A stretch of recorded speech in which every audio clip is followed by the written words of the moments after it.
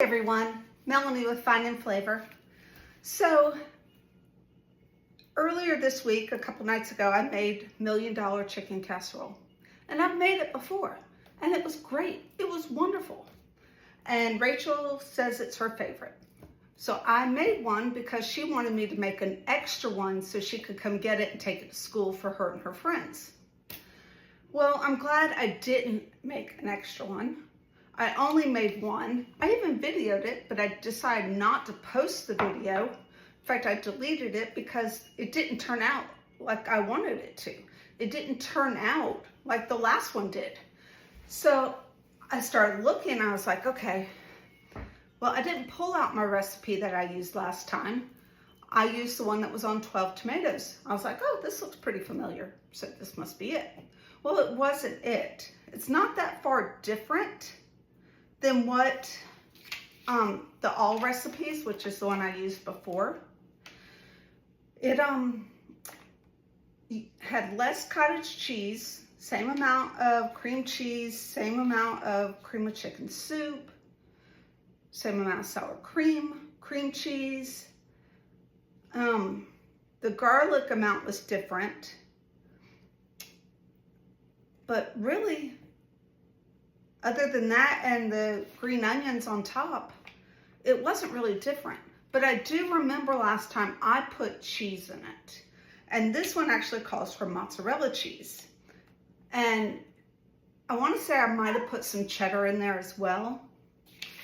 But I decided to doctor the one that I fixed. So I pulled out my mozzarella cheese, and I have no idea why I bought a block of mozzarella instead of the pre-shredded. That's probably the only cheese I buy already shredded. But I said, okay, well, I'll just shred up the block of mozzarella. And if you can see right here, this one, I mean, it's shredded fine, but mozzarella is a very soft cheese.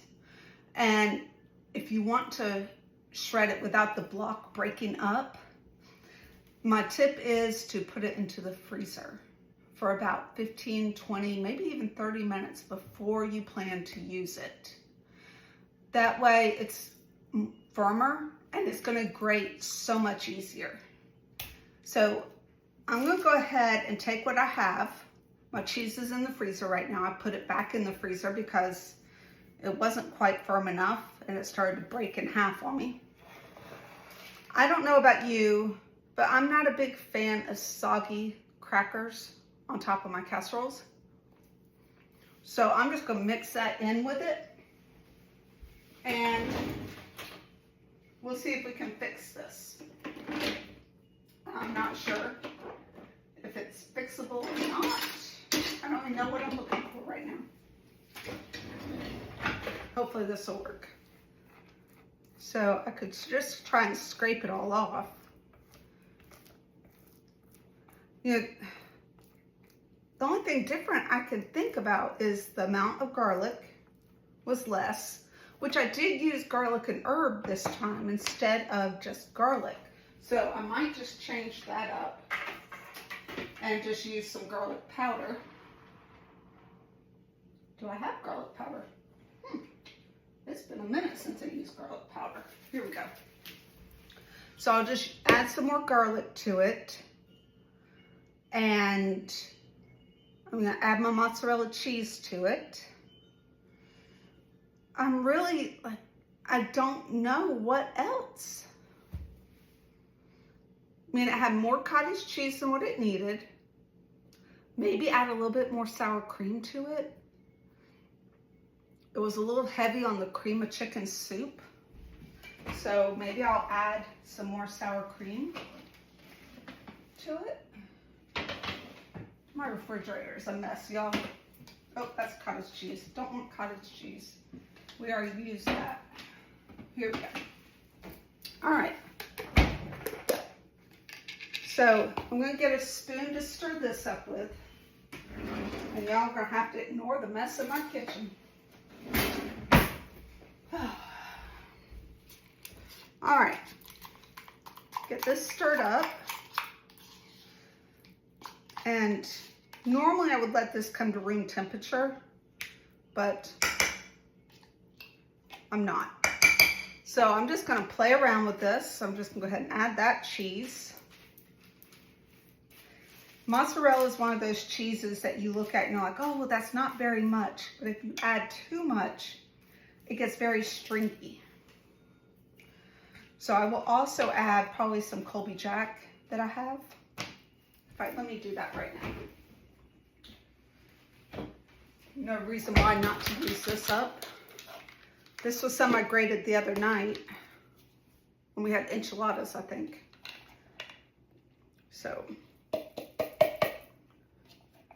usually I grate my cheese, put it in a bowl if it's, you know, not a whole lot.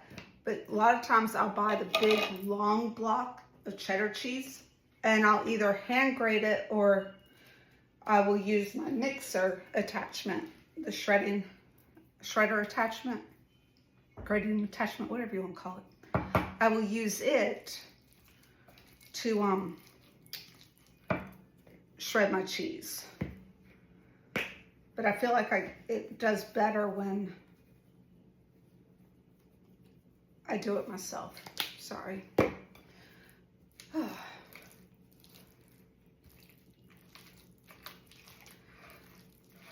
So let's give this a mix. The only other thing I did different was I had boiled my chicken a few nights before. Had about 3 chicken breasts, I think, bone-in chicken breasts. I went ahead and boiled those. I used one of them for a small pot of chicken and rice, chicken perlo. And I had 2 left, and honestly, each one weighed about a pound. I was kind of surprised. Big chickens, but anyways, getting off topic there. All right, so I'm not going to change the dish out. I'm going to leave it just like it is. I might get some more crackers and put it on top. In fact, let me just scrape this out. There's no need to.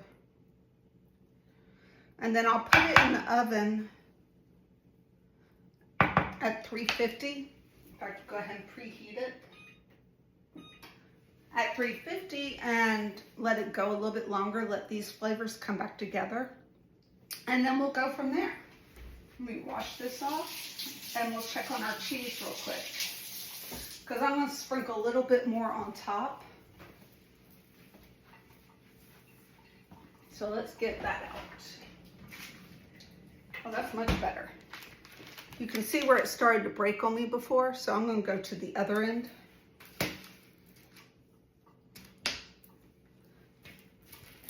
Oh, y'all, that's so much better. So much better to grate. It's much easier, and I don't feel like it's bending and going to break on me. That should be more than enough. I'll grate the rest of that up later and just put it into the freezer so it's all ready to go when I need it. All right. Just add that on top. I might crush up a few more crackers, put it on there. And then I'm gonna bake it again and we'll see how it comes out this time. Hopefully better, fingers crossed. I'll bring y'all back this evening. We'll give it another try and let you know how it is. All right, blessings out.